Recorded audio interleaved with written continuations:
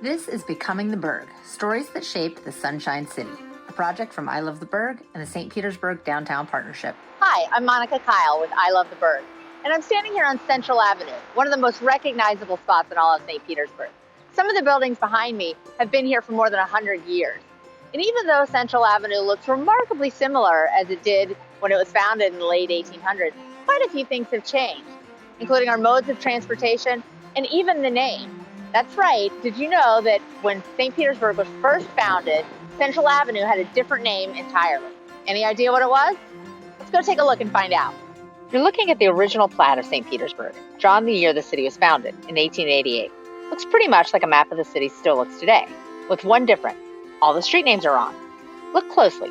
If you look up at the top, you'll see a body of water named Reservoir Lake. Today we call that Mirror Lake. You'll also see a small square labeled Park.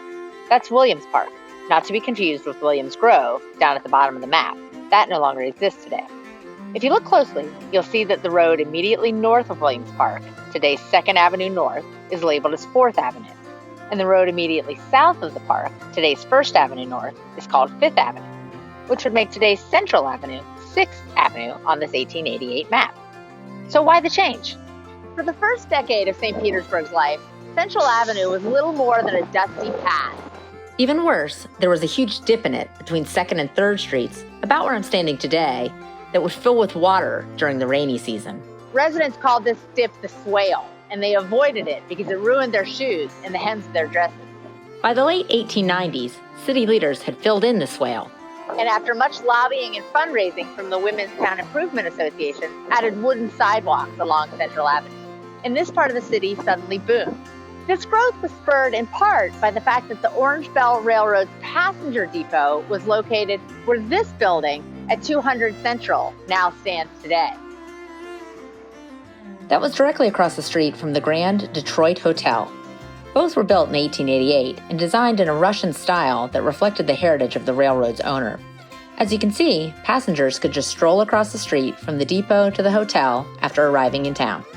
Though it looks different than it did when it was built in 1888, the Detroit Hotel is still standing today, though sadly, the Russian-inspired passenger depot is long gone.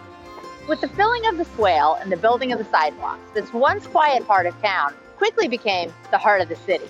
So this meant that the city's main commercial district was on a street with the not-so-lofty name of 6th Avenue. City leaders decided the street needed a name better befitting its role as the heart of the city. And they decided to renumber all of the downtown streets and give this street the name Central Avenue. But it wasn't exactly the street we know today. Instead of cars, Central Avenue originally accommodated horse-drawn carriages, followed by streetcars starting in 1904, and later the automobile. At one point, you could even find all three on the street at the same time. Today, you're just as likely to see a bike or a scooter cruising Central Avenue as you are a car. In fact, they may be moving faster than the cars because Central Avenue has become so popular with shops and restaurants. I talked to Whitney Fox from PSTA about Central Avenue and its changing transportation needs. I asked her what the future of Central Avenue looked like. Well, Monica, you've been talking a lot about how Central Avenue and transportation has evolved over the past 100 to 200 years, and we're already looking at what the next 100 to 200 years look like.